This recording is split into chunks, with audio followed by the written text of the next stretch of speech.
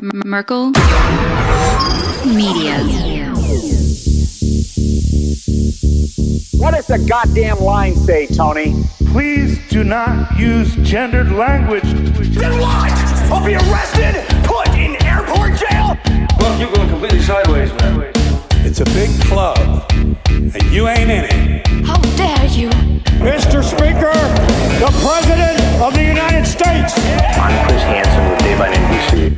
Jack Marius Tack-Theratrix. Hi, I'm Spartacus. Jackson, Sacramento, he, him. Steven Seagal. Sex offender guy. I'm Keith Morris. This is Muammar Gaddafi. I'm Rick James, bitch. Sorting through the lies. The hijacker's passport was found blocks from the World Trade Center crash site, if you can believe that. We cannot track $2.3 trillion in transactions. And uncovering the centuries-long plan for world domination. Learning about Cuba, having some food. Let's talk about Chinese people. Have you ever been in a Turkish prison? Swangles in Fort Lauderdale? I have sent 6 of my Libyan missiles to blow up the Sears hardware department. Nothing could be more fun than jumping off a cliff with 2 German bisexuals. Oh, you English are so superior, aren't you? Thank you, comrade. And now, macroaggressions. That's what assholes call it. With your host, Buddy, I don't know who you are, but you're about to get chlamydia. Charlie Robinson. Hey, Whitey, where's your hat? You want to drop the blame on Charlie and say it's all Charlie's fault. He was a retard. I get some goddamn diuretic.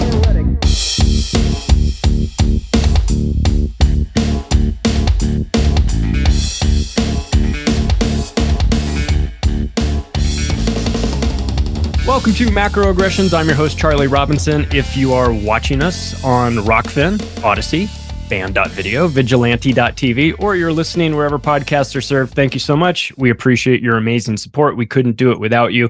If you want to connect with me, the website is theoctopusofglobalcontrol.com, or you can follow me on Twitter at Macroaggressions. Hey, if you like the show, take the additional step of rating it, maybe writing a little review. I don't care so much, but the algorithms, they love it and all that good stuff. Thank you to our sponsors.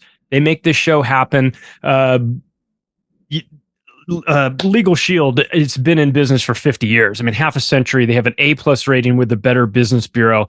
And thank goodness we found them. They are allowing all of us access to high-powered attorneys at a very reasonable price. $1 a day, $30 a month will get you access to a lawyer in your area that can help you with all kinds of things. Paperwork, you have a last will and testament that you need done, medical power of attorney, financial power of attorney. You can knock all of those things out in your first month as a member. You can sign up and take care of all of that. If your work wants you to sign some employment agreement and you're a little unsure about it because it requires you to agree to some sort of experimental medical injection or something and you're not sure, send it to your lawyers. If you've got paperwork, anything that you think, you're unsure of contractually, you can send that to your lawyer. If you are a person that runs a small business, big enough to have your own business, but not quite big enough to have your own legal department, there is a small business plan for you as well. If you're somebody that carries a gun, they have legal documentation for you for that as well, or identity shield, all kinds of things. There's a ton of things that they offer. I'll tell you, the best thing you can do is just go to the website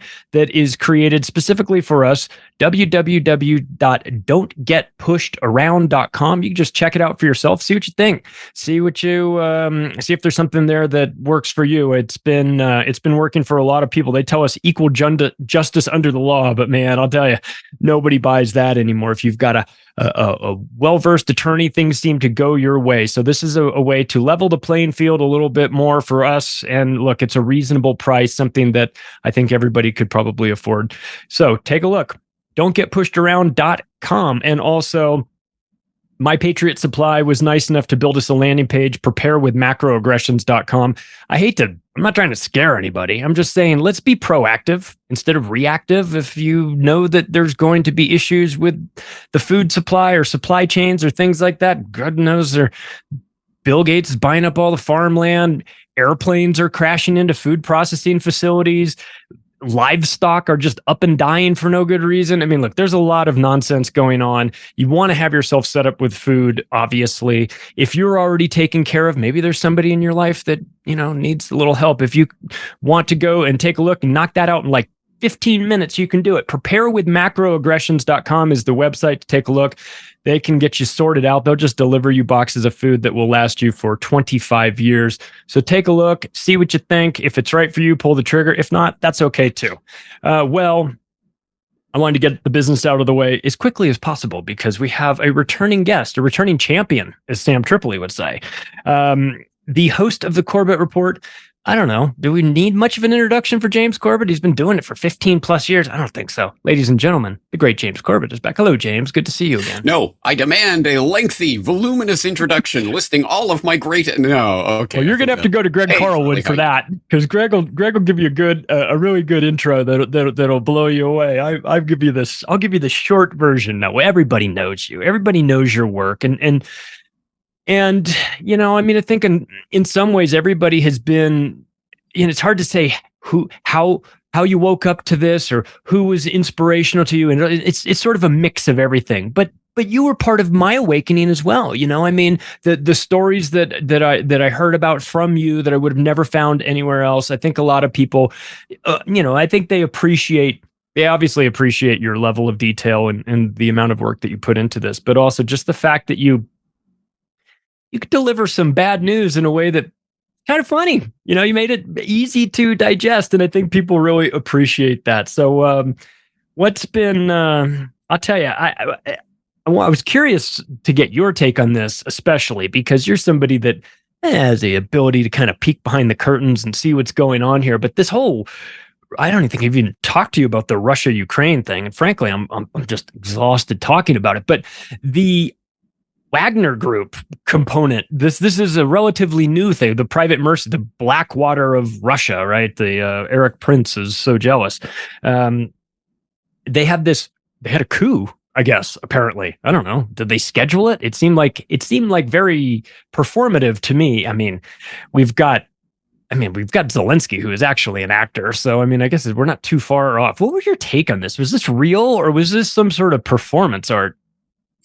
Well, let me preface my comments on this by saying that I am sick to death of the stuck on stupid comic book conversation that surrounds this topic in the so-called erstwhile independent alternative media that really has a propaganda line that everyone seems to be singing from the same hymn book. And I don't know, I don't have that hymn book, so I'm not going to sing from it. But the idea that is propounded in almost every corner of the alt media that I see is that Russia, great. Putin, Russia is Putin. It's a monolith, and everything that happens in Russia is Putin, and Putin is a good guy who is fighting the evil West, and everything Russia does is good. Anything bad that happens in Russia, of course, is a CIA plot, etc. And I'm sick to death of hearing all of that nonsense, especially from English speakers who don't speak a lick of Russian, never read a Russian source, don't live in Russia, don't know anyone in Russia, but man, they're going to tell you what's happening in Russia. So please do not come to James Corbett for the detailed, in-depth analysis of what is happening in Russia, in the internal political system there, and the rivalries between the various oligarchs and things that are happening.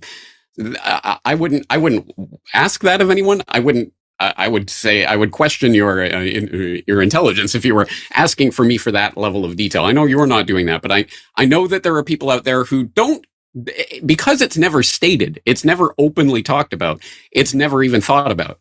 You know, why am I listening to this person, you know, in America or wherever they are in the world who doesn't even speak Russian about their analysis of Russia? It is stupid. Anyway, just like absolutely every corner of the world, anywhere that anyone is listening to us in this conversation will know. Can you imagine if your country, your entire country was defined by the actions of its erstwhile president or prime minister or whatever, and everything is just boiled down to that, and everything that happens in the country is the result of this or that? It's just stupid. So anyway, if you want a different perspective, I recently had a conversation with a blogger called Rolo Slavsky, who has a very different take than what you're probably going to hear in a lot of the corners of the independent media that I'm talking about, where essentially what he is talking about is the very voluminous backstory to this really crazy events that have happened in the past week that didn't just happen in the past week. This has been building up for months and months, years, really, if you want to go far enough back. And it involves personal beefs between this CEO, head of the Wagner Group. I guess it's probably Wagner, but I'm a dumb Canadian. I'm just going to say Wagner. That's fine. And the Minister of Defense there in Russia, Sergei Shoigu, and what was their beef and what was happening between them, and why was Wagner Group being used in Ukraine, but then they weren't being fed supplies, and there was this crazy videos that were going on. So there's this huge story surrounding this. It didn't just come out of nowhere, and it's not necessarily just some sort of CIA plot. There are genuine factions and rivalries and oligarchs and struggles and things that happen in Russia that are not just part of some fabricated, Western intelligence thing. Of course, this does play into the hands of the evil Western NATO empire that I constantly decry. Because, of course, the first thing people will hear when they hear me talking about this, well, you're for NATO and you love everything. No, in fact, I have been put on the prop or not Russian propaganda list precisely because the thing that they cited in that anonymous prop or not thing that was going around a few years ago was my work specifically talking and calling out NATO as the force, the greatest threat to the planet, or whatever that particular video was entitled. So, no, I am not a NATO fan. I know that the Western intelligence is eyeballs deep in Ukraine and everything that's going on there, and that this is part of a much bigger proxy war that's going on, et cetera, et cetera. So I'm not defending NATO, but I'm not defending Russia either. I think every person who presumes to rule over a population is inherently evil, but also specifically the things that is happening in Putin's Russia is evil, including all of the biosecurity nonsense that we have seen in every other country in the world is happening in Russia too, including the potential introduction of the QR codes and the scanners and the vaccine passports. And, don't worry, they've got the good Sputnik V vaccine, which is literally a direct copy of the AstraZeneca vaccine. But don't think about those details, guys. Again, as you can see, I am just sick of people standing up for Russia in the independent media as if they are crusaders who are going to save us from the evil Western empire. It doesn't work that way. Anyway, I presume that you are not a statist like myself. I am not a statist. You're not a statist. So we can see through this. But unfortunately, a lot of people are still clinging to the idea that if they just back the right leader, he will lead them to glory. And I'm saying, I think there's some crazy stuff that's happening in Russia that isn't necessarily part of a Western plot. Yeah.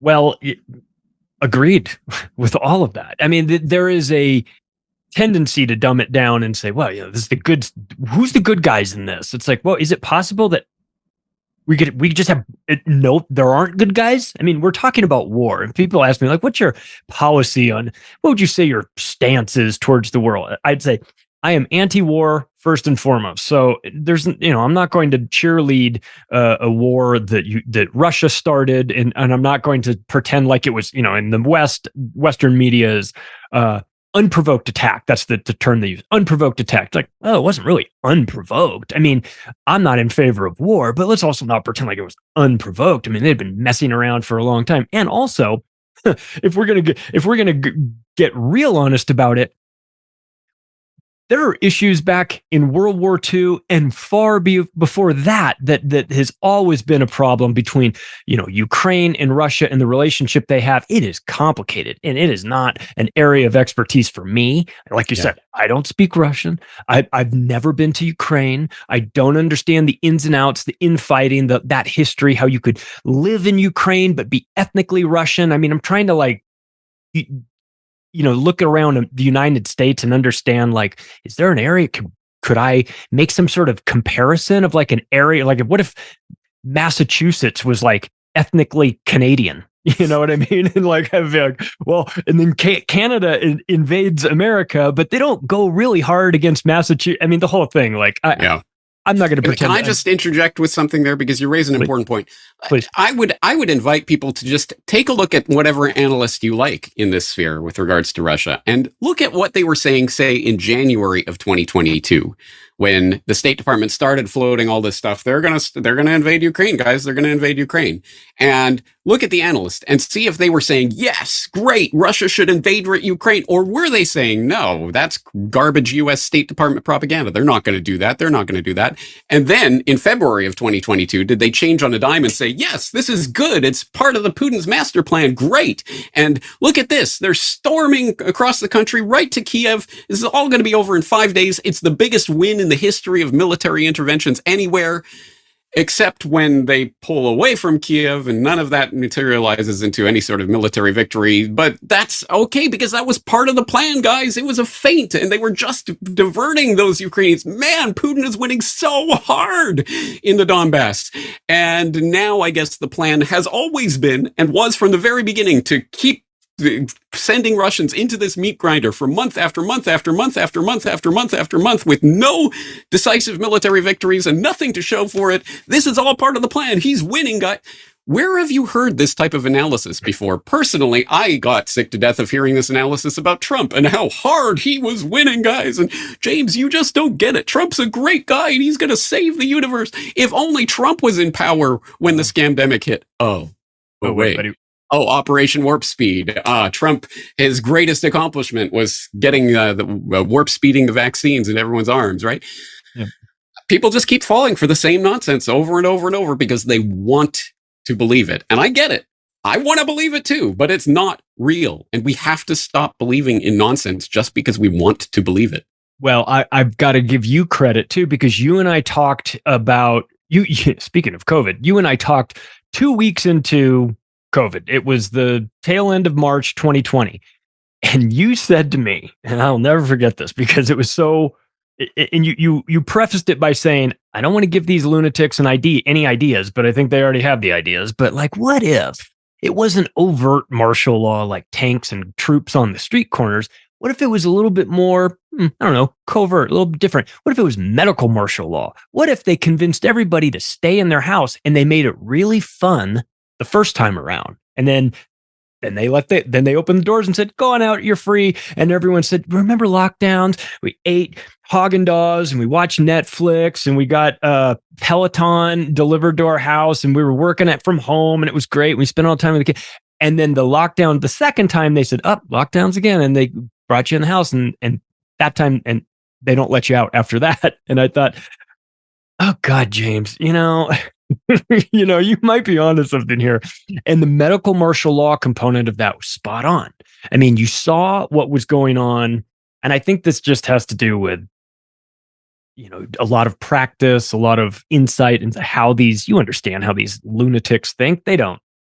It's not because I'm a genius. It's because they've been openly talking about it for decades. That's why I had my medical martial law podcast back in 2009. At that time, showing all the infrastructure that was being laid out for exactly what we saw in 2020. And we walked right into it. And they set this trap and we walked right into it. And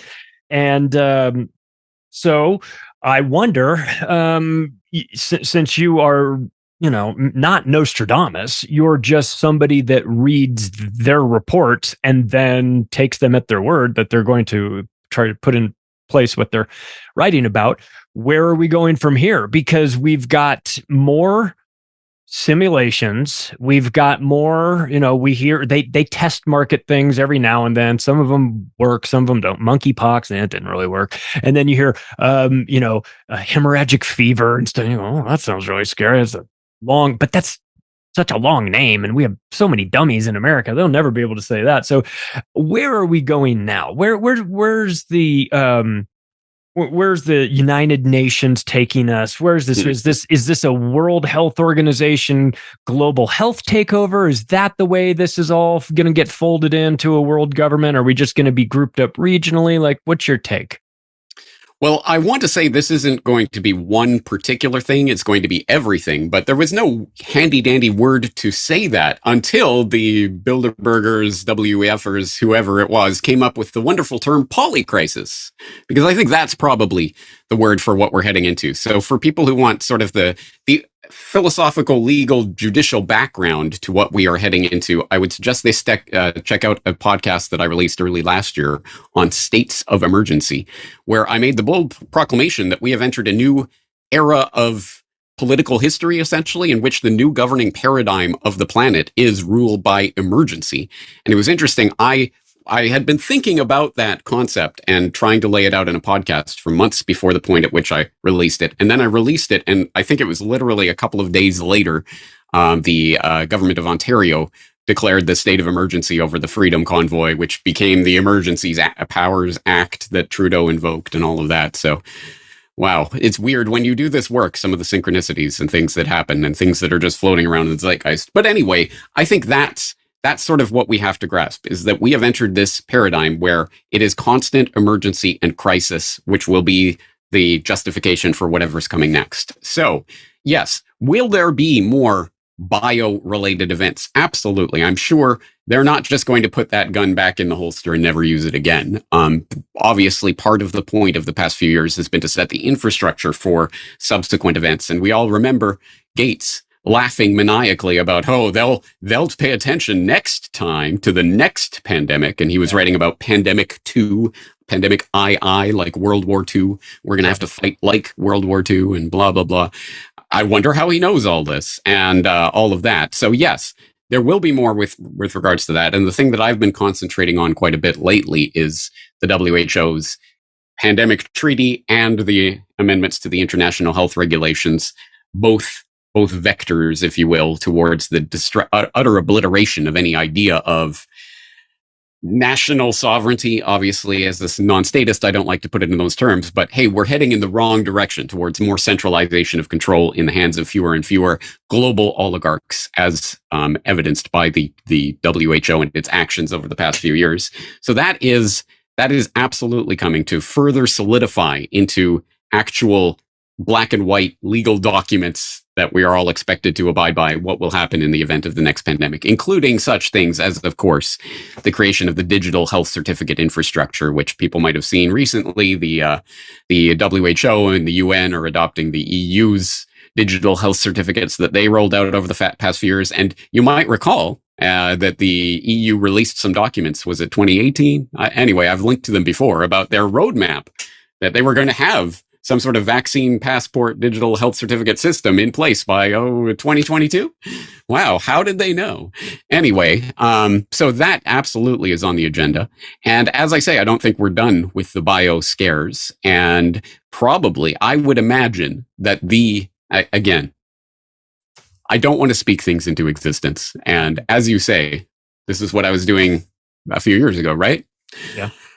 Having said that, anyway, honestly, I think that the next vector on all of this will be a bio-warfare, bio-terror event that will be blamed on whatever convenient boogeyman that they want to pull out of the hat, whether it's Russia, China, North Korea, some shadowy terrorist group that no one's ever heard of before, whatever fits the agenda at that particular moment, some sort of bio-warfare, bio-weapon release. And hey, who knows? This one might be actually real and really deadly. It doesn't have to be, as we've seen over the past few years. They can make anything they want into anything they want with media control telling people, this is a big thing and you better not get sick. But anyway, there are bioweapons. Mosquitoes and ticks and other things have been weaponized. Where do you think Lyme disease came from? And why did it pop up near U.S. biological weapons laboratories? James, anyway, we were told that that's a coincidence. Okay. Oh, total coincidence. And if you look into it, you're a conspiracy theorist who deserves to be shunned from the face of the planet. Anyway, I think that is in the poker deck, the card deck, shall we say, that could be played at any time. But in terms of other things, as I say, it's the poly crisis, right? Yeah. So I definitely expect a monetary event in the coming years that will be the justification for the changeover to the CBDC paradigm. That will probably, I think they have to set up the digital ID infrastructure before that can really be rolled out in the way they want to roll it out. These things can happen simultaneously and in conjunction, but I think they need the digital ID infrastructure in place for the CBDC /social credit /ESG whatever they come up with system that will be the control system. And generally speaking, when we think of monetary shift, paradigm shifting events, it generally comes with warfare. So, of course, the last major monetary shift, paradigm shift, was the creation of the Bretton Woods system, which, of course, happened at the tail end of World War II. And that's not a coincidence. It's because, hey, we've just blown up the entire chessboard. Time to put it back in order, in our new world order, as it were. So, unfortunately, I really do think we are heading towards some sort of hot war. And I don't even know what that looks like in the year 2023 or 2027 or whenever it happens. But I'm betting it won't be a good thing. Let's put it that way. Yeah, I was talking to Whitney Webb about that too. She was of the belief that the first component is that ID.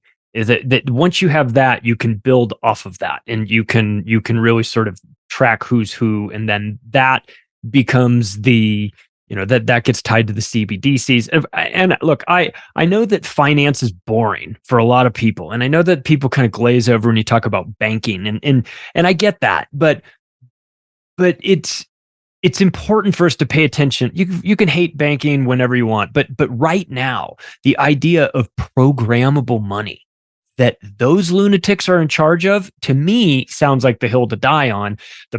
Because and maybe they intend it to be a hill that we all die on too.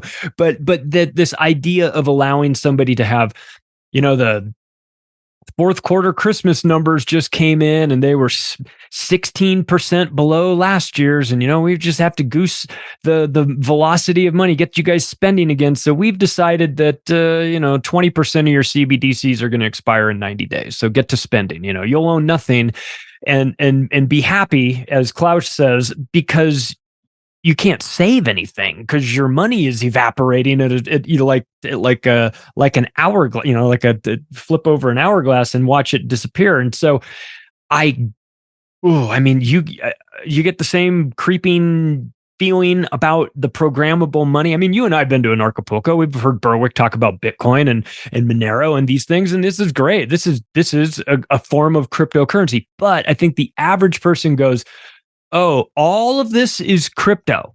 And you go, no. CBDCs are something different. So are you getting that feeling too, that they're going to use this CBDCs kind of blur the lines between what crypto is and isn't? Yes. And for people who don't know my take on this, I would suggest they watch the Bitcoin PSYOP. I know there are a number of people who have heard that title of a podcast episode that I did a few years ago and assume that they know what that means, but I guarantee you don't know what that means from the title. But yes, essentially, of course, the idea of programmable money and central bank digital currency. Oh my God, this is that Bitcoin thing I was hearing about, right? Well, right. No, there is actually a bit of a difference here. And yes, the absolute core of the idea, the absolutely central kernel of the idea was decentralization. There is no central bank. There is no one who has control over this decentralized network. That is the entire raison d'etre of cryptocurrency, at least as it was originally presented. But what do? They steal the real and sell you back the fake, as James Evan Pilato at MediaMonarchy.com likes to say, and it's absolutely true. And in this case, here, guys, here's that digital currency thing you're talking about, Bitcoin, Monero, CBDC. Whatever, just go with it, guys. And here's your digital wallet, and it'll all be great. Yes, but for people, let's address that first point that you made, because yes, people's eyes glaze over when they hear about finance and monetary and blah blah blah. But this is the mechanism of control of human society, and people who don't understand that, I keep looking around for someone to come up with the definitive conspiracy realist version of history, as in from a monetary history perspective, because there is quite a tale to be told.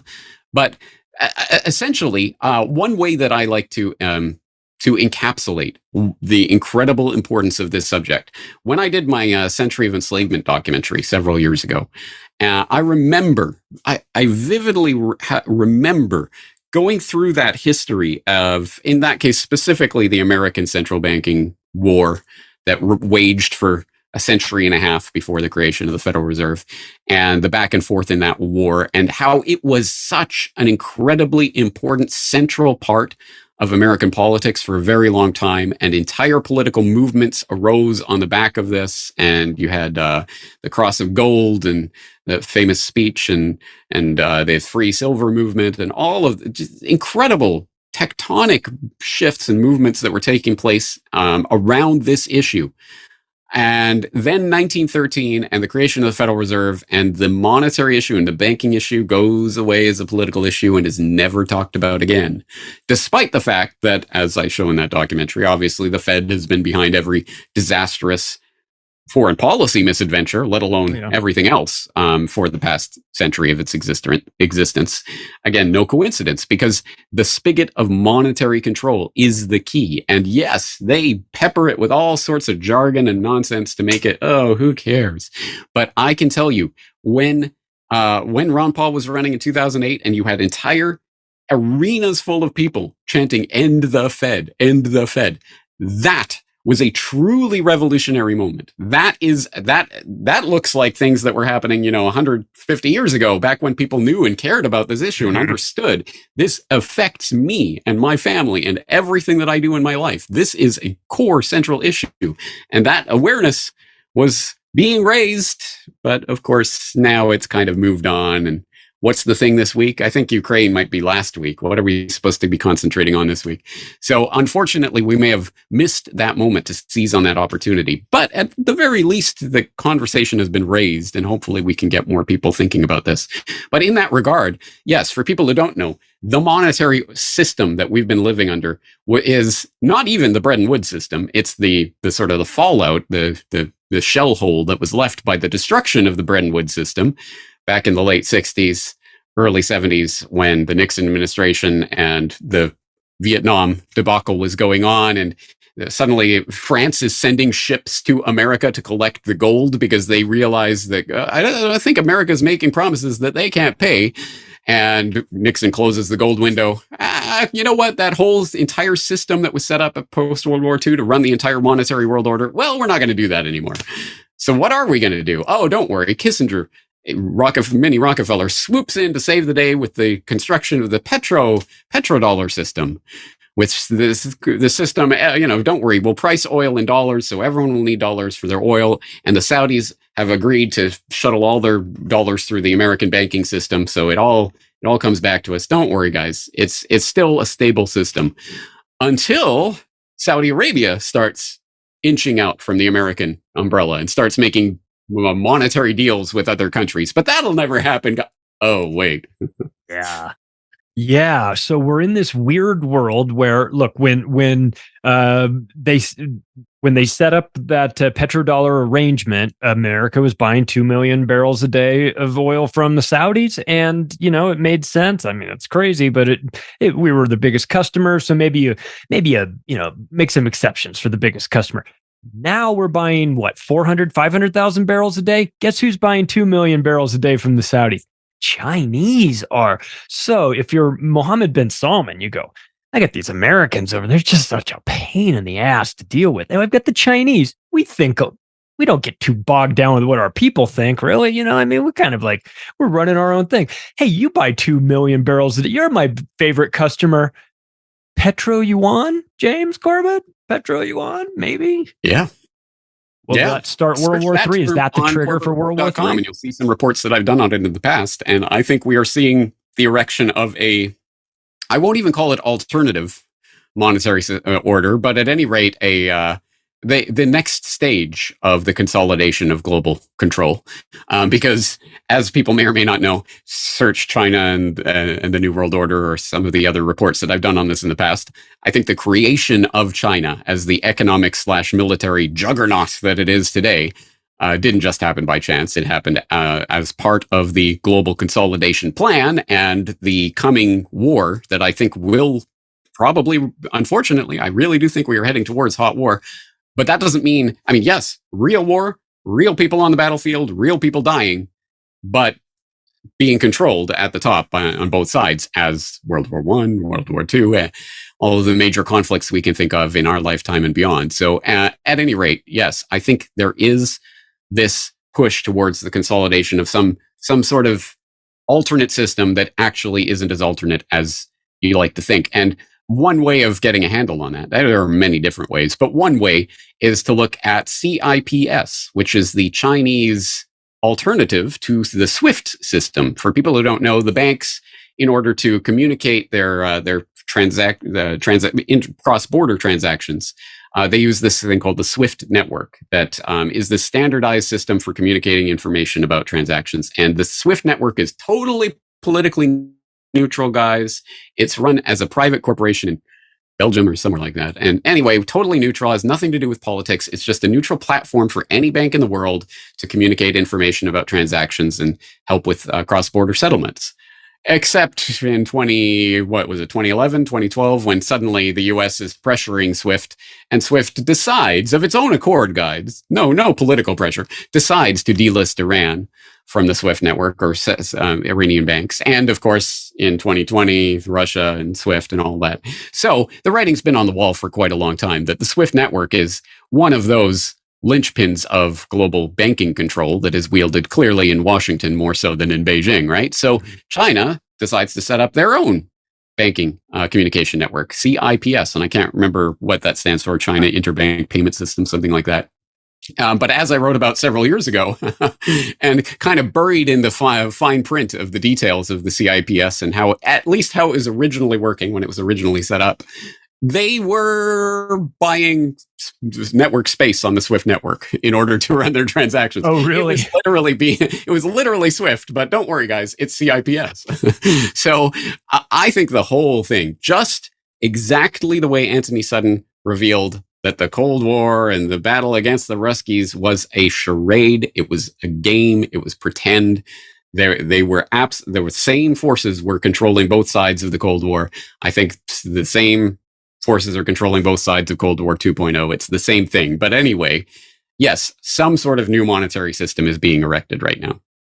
So you're Russia, you've got sanctions slapped on you by the US, and you look to Iran and you go, hey, you guys have had this happen to you. How do we get around it? And they say, well, go talk to China. China's got CIPS, and it's kind of a, it's this it's a workaround project for SWIFT. You can get on that. And you go, oh, that's cool. We can work this out. And they say, well, hey, by the way, we've got BRICS, right? Brazil, Russia, India, China, South Africa.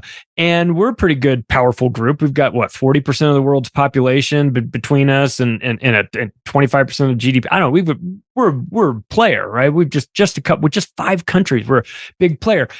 And we've got 13 others that want to join. They have applications in. We've got even more that say they might be interested in joining. And now you start talking about a BRICS currency, or a basket of currencies, or maybe some special drawing rights or something along those lines, some sort of basket of currencies that maybe we could use.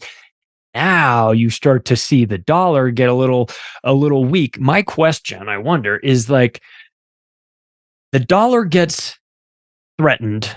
I mean, whether you're Gaddafi or Saddam Hussein, there's been a lot of people that have said, why are we using this dollar to pay for these things? Why don't we use the gold dinar? Why don't I trade oil for food or whatever? And then you get some democracy dropped on your ass from 20,000 feet, and all of a sudden those ideas go away. But not so fast with the BRICS system, because you really have big players involved in this. Is this the real threat, you think, to the dollar? A competitive currency that maybe doesn't necessarily dethrone the dollar, but it siphons off some of the energy away from the dollar and makes it less appealing. And at a time when we've hyperinflated, I mean, frankly, we should be wheelbarrowing US dollars to the grocery store to buy a carton of milk at this point, but we're not. But at some point, is BRICS the real monetary threat to America? Yeah. A couple of things to respond to there. One is that, yeah, should be, but we're not wheelbarrowing buckets of dollars to the store to buy a loaf of bread. Why is that? So anyway, again, pause for thought for people who have been listening to the people who've been screaming for the past 2 decades that hyperinflationary events just around the corner, guys, just around the corner. Well, they always seem to be able to kick that can down the road a little bit further, don't they? So there's something to that I think speaks to the fundamental nature of money itself, and how it is essentially a confidence game, top to bottom. And as long as the public believes in it, it will continue to function, essentially. But having said that, right, okay. So I have to frame this in the right way, because again, people understand this in a certain way. Yes, does the sort of the rise of some sort of BRICS block / trading block / currency, is this a threat to the US dollar hegemony? Yes. Is this a threat to the globalist plan? I don't think so at all, because the destruction of the US dollar hegemony and the US monopolar world is part of the game plan towards the creation of the global government infrastructure. So this is all part of the plan. But yes, in that phony, constructed, controlled system, they have to scuttle the dollar, and that is happening right now. And this creation of this totally alternative system by these champion crusaders who are fighting against the evil globalists. But wait, what's Russia and China? What's their position on such things as central bank digital currency? Oh, they're way ahead of the pack. They are all, in fact, China is way ahead with their digital yuan, and the digital ruble is already being piloted and trialed and started. So yeah, you better believe they are 100% on board with the ultimate agenda of control over their citizens. And where do we get the whole social credit? Oh, right, the Chinese. That's right. They're going to be the saviors, guys. So again, you understand why I'm so deeply cynical about the people who are telling me that the BRICS are going to be the saviors of humanity. But at any rate, within the controlled paradigm that we're given, yes, the BRICS are a competitor to the US dollar hegemony. Are they an actual, but they're more like a pro wrestling competitor, right? Where they're going to. I think that's the way to see it. And of course, again, let's not be comic book about it. This does not mean that I think that Vladimir Putin and Xi Jinping and whoever else you want to name, if you can name anyone else in these governments, which is actually probably a good test for, would I listen seriously to someone who couldn't tell me who is the defense minister of Russia? I've got Sergei Lavrov, Dmitry Medvedev, Vladimir Putin, Shoigu, and then that's all I got for you. Yeah. And hey, mea culpa, I couldn't do a lot better, which is why I do not focus on the internal politics of these countries as if I'm going to tell you how these work. But yeah, something to think about. How much do you really know about these? Anyway, having said that, I completely lost the plot of what your question was. Well, just wondering about like. Oh, right. Sorry. Yes, the comic book version of fake pro wrestling. It does not mean that I think there is a central script that's given by the ruler of the New World Order sitting at the head of the 13-person table, giving everyone their script, and you must read this script. I don't think that's how this works. But who ultimately controls the development of plans is the financiers, as always, as ever. And the people who are financing one side or another get essentially to control who is winning in whatever stage of whatever economic / geopolitical conflict is taking place, and then ultimately who wins in the end. So I think we focus on the shadows on the cave wall, the politician puppets that are dangled out in front of us as if they're leading the country and they're making decisions, guys. And yet, who's the governor of the Central Bank of Russia or the People's Bank of China? Like, maybe some of these figures need a little bit more attention, huh? Yeah, for sure. Well, last time you were on, we talked about when Obama had his pivot to Asia, right? And what that was and what that meant militarily. But I wonder now, Belt and Road Initiative. Okay, this is a massive plan. It feels a little money laundry-ish to me. I don't know, or maybe like trying to get money out of China as an option to get it out and then circulate it somewhere else. But, from a geopolitical strategy standpoint, you are talking about allowing China to have access to many ports along this Southeast Asia, South Asia, up the, into parts of even Europe to have a Chinese port. Is the Belt and Road Initiative what we are told it is? Is it really about trade? Is it really about, or is it about diversifying? Is it about connecting East and West? Or is it more like we want to have our Chinese guys in the ports knowing what's coming in and out of these ports so that we can make moves accordingly? All right. So I think it's important to understand. I will have to raise the specter of 3D chess, which I know has been thoroughly, completely trivialized over the past several years. But in my defense, I was talking about it a decade ago. And I think it does provide us with some way of looking at this. So as I've said before, I think there is the 3D chess game that goes on. And from the 3D chess perspective, you get to see that, for example, this team is working with this other team. It's just that we are generally looking at the 2D chessboard and we see these pieces kind of appearing and disappearing. Where did they go? because we're not looking 3D, so we don't know what's happening on the board, right? So most people, I would say most people, even people within militaries and governments, probably are on that 2D board and believe themselves to be in that nation state war that is going on. So from that perspective, yes, sure, if you wanted to build up China, if you, for some reason, somehow, I don't know, I guess the Chinese industriousness and pluck just sort of started to build momentum in the 80s for no particular reason and no banking agreements that we should ever look into. But anyway, China suddenly starts to become this economic snowball rolling downhill and gaining power and steam. And suddenly it's the second or maybe the biggest economy in the world, depending on how you measure that. And wow, amazing. So how do you convert that economic capital into geopolitical capital? Well, of course, you start spending that money on infrastructure for connecting and trading with people. I mean, of course, it makes total 100% logical sense from the 2D perspective, right? Absolutely. That's what any normal, rational person would do in their national interest if they are playing that particular game. So yes, from that perspective, it is what it appears. Absolutely. It is a country that is using its economic capital to essentially buy geopolitical capital. Even from that perspective, I think one way of sort of understanding what's going on, it would be like looking at, say, the US post-World War II, and you look at their Marshall Plan and the incredible amounts of money they spent, building up Europe and spending all this money helping the poor people of Europe. What a wonderful, magnanimous gesture on the part of the US that had, oh, wait, maybe the same people who would understand, no, of course, that's just them buying certain geopolitical capital in a new world order game that they're playing in order to create essentially the American empire, which, by the way, is not as benevolent, fluffy, and loving as it likes to portray itself. Oh. Well, similarly, yeah, we could look at China starting to use their largesse to build up all this wonderful infrastructure that they're doing out of the goodness of their hearts because the Chinese people love the people. Oh, wait, no, of course, it's a cynical ploy to build up geopolitical capital. And of course, also to start the links that become the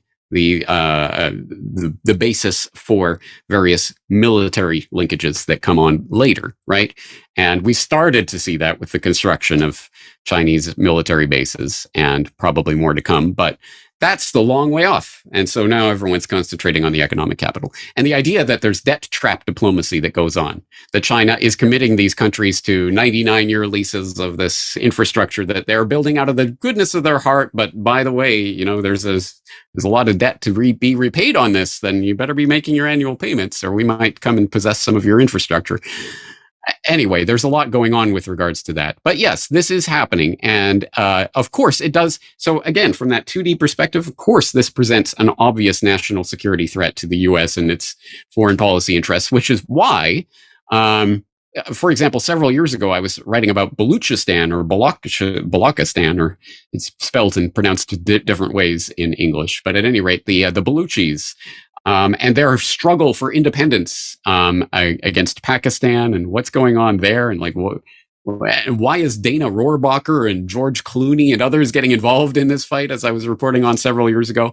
Oh, that's because the Balochi region is part of this port of Gwadar, which is an important part of this Belt and Road Initiative, getting Chinese goods out from Africa and up to Pakistan, where it could be shipped off by rail through the Chinese-Pakistan economic corridor. That's a key part of this whole Belt and Road Initiative. Oh, and that's why suddenly American congressmen really care about the plight of the poor Balochi people. So anyway, yeah, the 2D game is absolutely taking place, and there are a lot of people who are really fighting it. I just think there's more going on to it than that. What do you think Saudi Arabia is doing? Because we've got MBS in there. He's taken over. He moved that the PIF under him. So he's in charge of the Sovereign Wealth Fund now. He's got a little under $1 trillion to play with. He's doing live golf. They're building golf. They're getting Formula One in Saudi Arabia, which sounds like a crazy idea to me. Is this we've got a bunch of money, let's whitewash our crimes against humanity, and let's come out of this looking like we're really involved in boxing and MMA and and all these. We're going to build the Neom City. We're going to build a floating octagon of industrial warehouses. We're going to build a 100-mile by 100-mile economic corridor in the middle of fucking desert, nobody cares about. Like it again, back to like, you're the Saudis. You're sitting on 70 trillion barrels of oil or whatever, I mean, why would you be pivoting away from oil at this point? It seems weird to me that they've got all this money and that they're trying to buy a better reputation with a guy who has kind of a bad reputation for being in that head chopper kind of area. So, I mean, kind of when it's convenient to point that out. But yes, okay, first thing we should point out is that the Saudi dynasty is one of the most disgusting blights on the history of humanity that has ever existed in the way that they rule over their people. But in a kind way, I suppose, because if you are actually Saudi, instead of one of the foreign workers that they bring in to do all their menial labor, you at least get, or have always had up to this point at any rate, and a relatively cushy life with government guarantees and social system in place for you because of the oil largesse. But essentially that's buying off the possibility that they will be overthrown at some point. Because yes, when we talk about Saudi Arabia, it's the country named literally after the House of Saud, the Saudis, which is this royal family that again presumes to rule over the entire Arabian Peninsula because God put them in place, or more to the point, the U.S. and the British helped put them in place. God, in World War I. U.S. But what's the difference? Yeah, exactly. So that is important to keep in mind. But yeah, interesting, right? MBS is this horrible, bloody butcher dictator when it's convenient to point that out, to sort of press the point and to get some better deals out of the U.S.-Saudi relationship. But when it's not convenient and when we're trying to get them to, to do, don't go to China and, well, we need some more of your oil this week. Can you pump a bit more? Then suddenly that goes away and you see Biden, like every other, with Trump and Obama and everyone before him, bowing and placating and doing the sword dance with the Saudis, of course. So yeah, that's an interesting game that goes on there.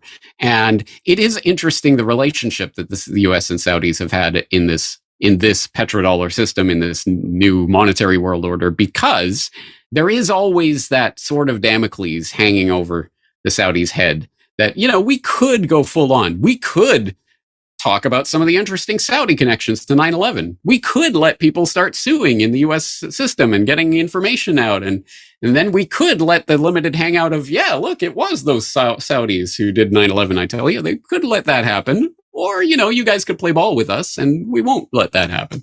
So I think that dynamic is going on as well.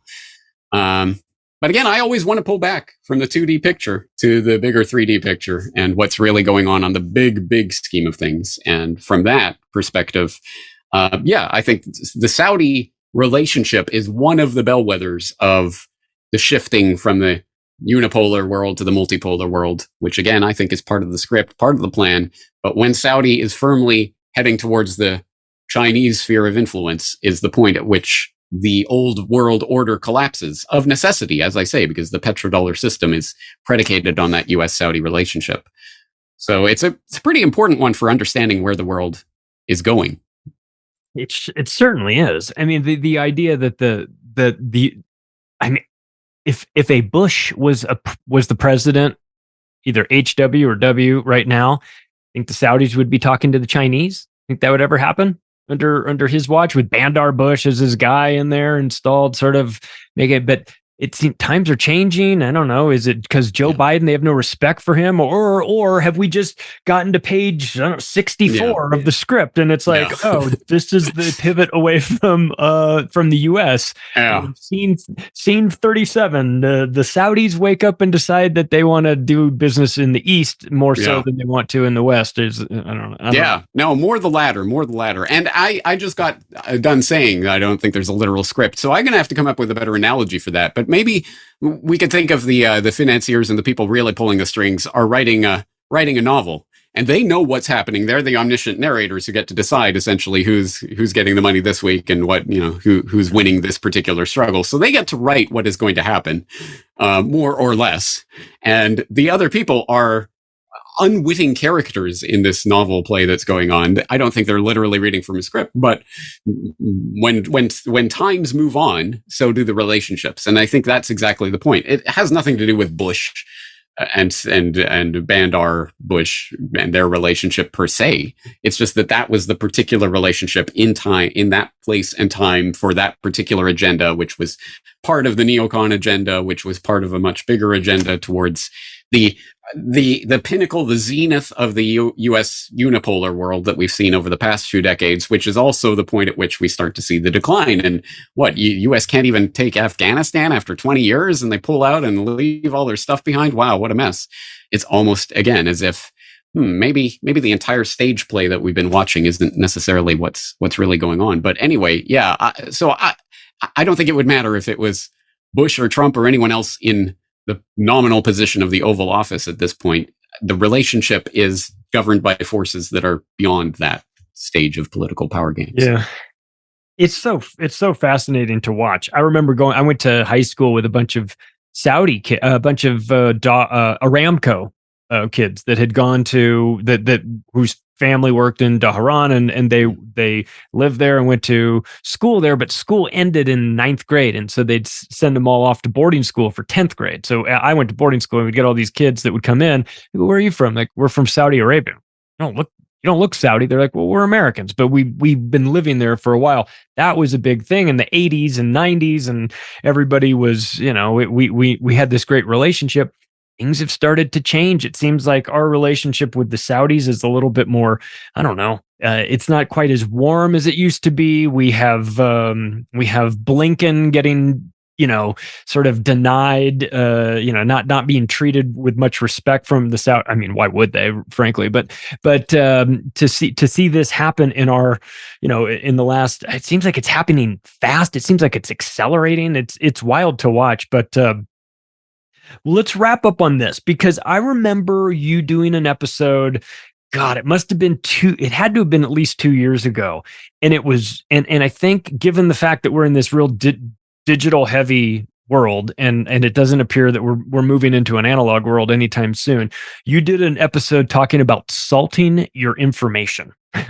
And I really like the concept of that. I really like the idea of not giving these bastards anything, to make sure that the information that you are spit generating as a user of cell phones and computers and banking and whatnot, that we give them nothing to work with here. So what's some real easy tips for people that like to make things a little bit more difficult? Allow yourself even more privacy from the state watching you, but at the same time, make sure that if they're going to get any information from you, it's going to lead them nowhere. Yeah. Good question. Good topic. If people are interested in my full explanation, please do see that Solutions Watch I did a couple years ago now. Yeah, salting your data. I think the simplest thing people can do is whenever you are being asked for any sort of information about yourself, the first thing you should ask yourself is this some sort of legal requirement? Like, am I literally going to be thrown in jail or charged with perjury or something if I don't answer correctly? And if the answer is yes, then you might want to think about what it is you're doing and what you're signing up for. Yeah, maybe you don't want to be doing that. But at any rate, if the answer is no, then why on earth would you provide correct, accurate information? It doesn't necessarily mean... So the example I used in that episode was Skype. I remember several years ago, on January 1st, I got all these happy birthday messages from various people on Skype. And I'm like, what on earth is happening? January 1st is not my birthday. Right. What is going on? And then I remembered, oh yeah, of course, because when I signed up for Skype, it asked for your age, it asked for your birth date, actually. So of course I put in January 1st, 1907. Like, what are you going to do? Why on earth would I give it my birthday, right? But of course, then there was some feature in Skype that particular time. It's never happened again, interestingly. But anyway, at that particular moment, Skype decided we're going to let everyone know it's your birthday, I guess. So anyway, that was a good reminder. Yeah, okay, that's one reason why I might salt my data. Why does anyone need to know my precise birth date in order to use their service? I'm over 18. That's all you could potentially even possibly need to know, right? So anyway, it's things like that, just basic little things. Don't provide accurate information if you don't have to. And then beyond that, another example that I point to in that episode, Ernie Hancock, Declare Your Independence. I hope people know about him and his show. He's often told a story about a friend of his who subscribed to like Ferret magazine or something. And he's like, well, what are you doing? You don't have a ferret. And he's like, yeah, that's exactly the point. I want some, whatever agent is watching my purchases to puzzle about that one and create wrong entries in my file, right? It's just little things that you can do to throw wrenches in the works. And actually, that's increasingly important as we head into the AI age, which is essentially, at base, it's this incredible data dragnet that is being used to construct the algorithms of the future. We are gladly feeding it all of our data, not only by what we're posting on social media and whatever, but people who literally sign up for, say, ChatGPT, which, by the way, you have to provide your phone number in order to sign up for it, which is why I haven't and won't. But people are signing up with their phone number and then asking them all these personal questions and intimate things and revealing their inner thoughts. And that data is being snuffed up and put into the algorithms and being used to determine better ways to handle this or that segment of society for the coming polycrisis. And you better believe that, as I say, I don't know what the next hot war will look like, but I'm betting it won't look anything like Granddaddy's World War II. It's going to be very different, and it's going to involve algorithms that will be used to process what is going through your mind. And the more more accurate information we feed into that data behemoth, the better they will be able to use that data against us. So stop giving them your information if you can. Give them wrong information if you can. Why on earth would you give them accurate information?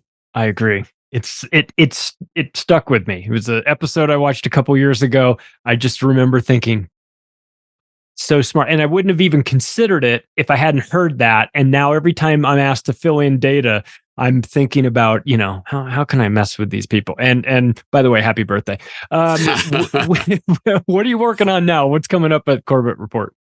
So actually, as we're recording this conversation, you will note that I'm wearing this particular shirt, and you will notice this in my next podcast episode that should be out very soon, I hope, on further down the David Kelly rabbit hole, because we are fast approaching the 20th anniversary of David Kelly's death. And as people in my audience will remember, I did a Requiem for the Suicided episode on David Kelly several years ago, in which I went through the many, many reasons why absolutely the official story of his suicide is complete and total nonsense.